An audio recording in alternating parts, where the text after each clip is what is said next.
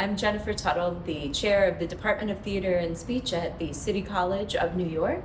I'm very excited today to be having a 10-minute talk with our newest full-time faculty member, Bridget Kelso Anthony.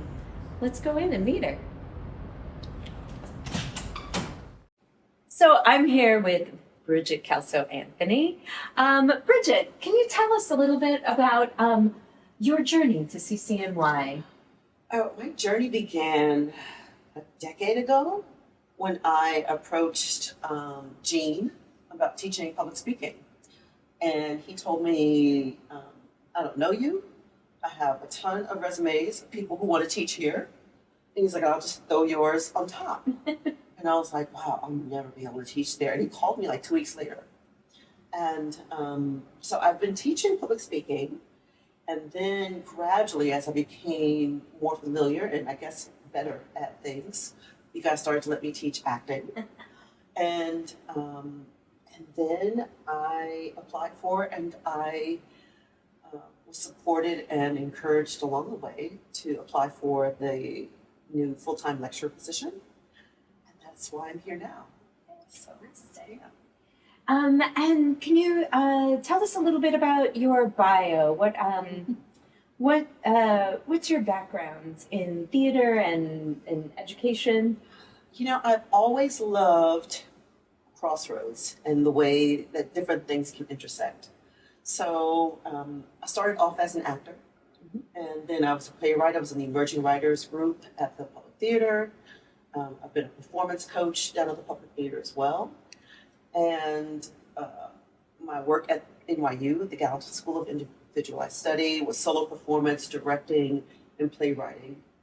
But my focus there was the start of my love of intersections. I looked at African theatrical techniques. I looked at social justice. Yeah. And I looked at history. And so I was trying to blend all those different things together. And that kind of speaks to who I am as an artist. I feel like my art reflects my commitment to social justice. And I feel like all of those different things, playwriting, solo performance, directing, writing, all of it is all of one piece. I used to say, oh, I wear different hats. I'm like, no, it's just one hat. It's just got a whole bunch of colors on it. I love it. Like sometimes it twists and it's a different thing in front, but it's always, I bring all of myself into the room all the time. I love that. Multiple skill sets. And I think, what do you think led you to kind of find that hat with all of those different skill sets? I mean, besides obviously finding interest in each of those, but what led you to that idea that they could all live together and be harmonious? You know, I was lucky enough to study with some of the members of the Negro Ensemble Company when it was, and it is still somewhat still functioning. Mm-hmm. But I remember I was at a workshop at the NEC, and Ozzie Davis was one of the guest speakers. And he said to us that there's no way that you should be an artist and not have something to say about social justice, especially being a Black artist. And I know there are plenty of artists out there who who say things like, I don't get into politics, or I don't want to blend my personal opinion with whatever. There's injustice in the world. There are things that are happening in the world that are not right. That also speaks to my calling as a minister as well, which kind of gets thrown in there as well. But there are things that that Ozzie Davis told us, and that some of the older actors that I worked with, that I trained with when I first moved here, they instilled in me that there's a responsibility that I have to speak out about injustice, to have my work reflect my community, to reflect my values. I take it seriously. I think that makes so much sense. It's really, to be an artist is a calling, very much like your ministry calling. And to be able to educate, illuminate, and it reflect back your own human experience in your work, if that's who you are, then to try and divorce that is lessening your art, I think. And it's uncomfortable to try Yeah. to separate yourself. I mean, I'm a mother, I'm a playwright, all those things show up Yeah. in the classroom, in my home life. I think like my son is a good example of that. Like he's he's sort of this sort of jack of all trades. Like Yeah. I feel like he's of course 100 years ahead of me as far as where I was when I was 18. But just I feel like he understands that he's got a responsibility to the world. He's got a responsibility to his friends, to himself. He's got a commitment to his schoolwork. He's got a commitment to his artistic life. He's got a commitment to rest, to being honest and being in touch with his feelings. Yeah. And all those things I think make me a good teacher. I think they make me a good artist as well. And those are things that well-roundedness, that's sort of what I try to get my acting students to recognize. Like you've got to be a well-rounded person as well. You've got to study and be aware of other things in the world. I think that's so important, especially in this day and age. I'm sure everybody's said that through every day and age, but I think for our students that, especially as a BA program, that we're giving them every opportunity, opening as many windows and doors as we possibly can to give them as much of a view of what's out there and what they're capable of. That idea that we're not just sending you out there just to be an actor or a playwright or a director, that I love that what Ozzie Davis said to you, that idea of you're an artist. There's so many areas in which you can affect change, in which you can express what's inside of you. You can represent the folks that you come from and that need to see your work to find their own voices and their own inspiration. And that looks different for everybody. Yeah. I mean, you may not be a marcher. Yeah. You may not be willing to put your body on the line in that way. Mm-hmm. But there are things that you can do. We all have to make a contribution towards that. To me, apathy or staying on the fence or I don't want to get involved or just laying back. That apathy and neutrality only supports the oppressor. It doesn't help people who have a foot on their neck. It doesn't help them. Yeah, an urgent need. Yes. An urgent need to be supported right now. And there are people, I mean, who need our support. And art is a beautiful way to do that. And I think sometimes society can look at art as a lesser form of protest or social justice or consciousness, but I'd love to hear your thoughts about that. It's the highest form. It was the first one. Yes.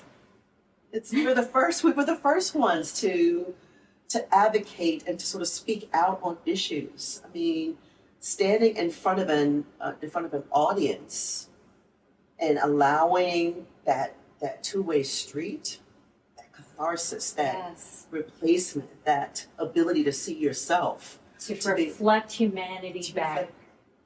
We're the first ones who did it. You know, I mean, I don't want to get too much into the spirituality stuff, but I mean, if you look at like Jesus, all he did was tell stories. Yeah. You know, people asked him questions and he'd be like, let me tell you a story. Once upon a time, you know, basically. So we're in the grand tradition. Yeah. I feel like it's a real failing. A lot of celebrities, people who don't speak out. To not take up that mantle. Yeah, to not take up that. Especially artists of color. There's no excuse. Well, and it's interesting to me too that there's now even research out that the best way to change society, especially social issues, especially things around injustice or oppression or inequality, is someone knowing a personal story of someone that they know. Exactly. And because we can relate to a story, to something that we see our humanity in. And that's like, I never pronounce her name right. Chimamanda. Oh, The danger of a single story. yes. That's why we need more stories. That's why we need more voices. That's why it's, to me, just why be silent? Your voice is needed in the world, to add to the grand story that we're all telling, but also to add another layer. Yeah. And I feel like we're at such a critical point in this country and the world right now. I mean, like this crossroads between the social justice pandemic that we experienced and the, actual viral pandemic and all of the things that have shifted.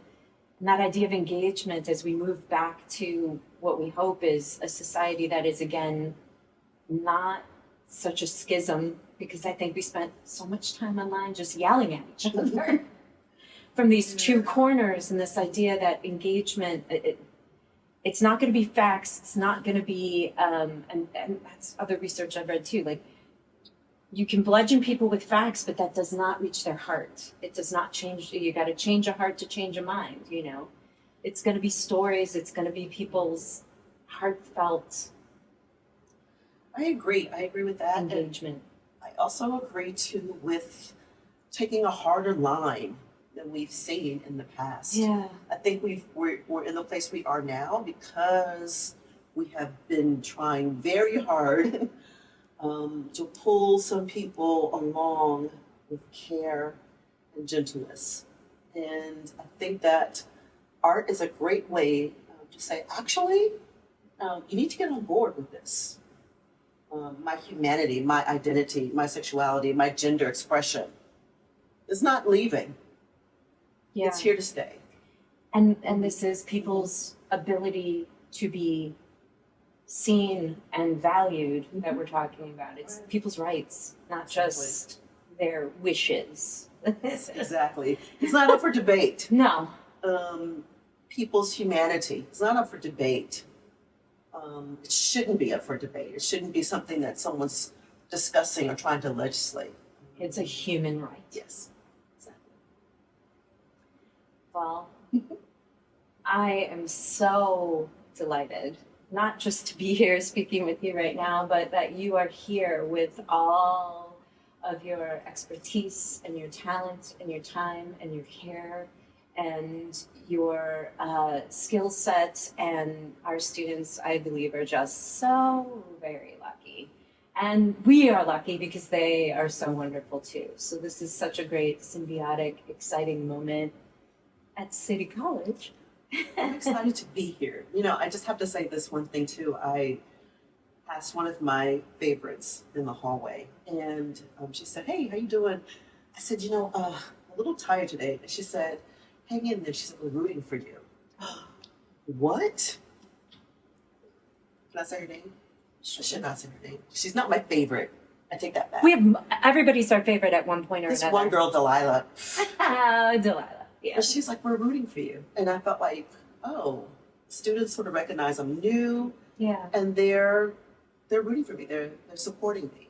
And so I felt like, how can I not succeed? Well, we are How can I all not rooting for succeed? you. So I appreciate that. Thank you. And we're so blessed and graced to have you amongst All right. our full-time Okay. faculty here at Thank the you. City College of New York Department of Theater Thank and you. I'm so Speech. glad to be here. Very glad to be here. Thank you. And thank you for spending this 10-minute talk with me. It's great. I'm glad to do it. I'm looking forward to more. Yes. So thank you for joining us.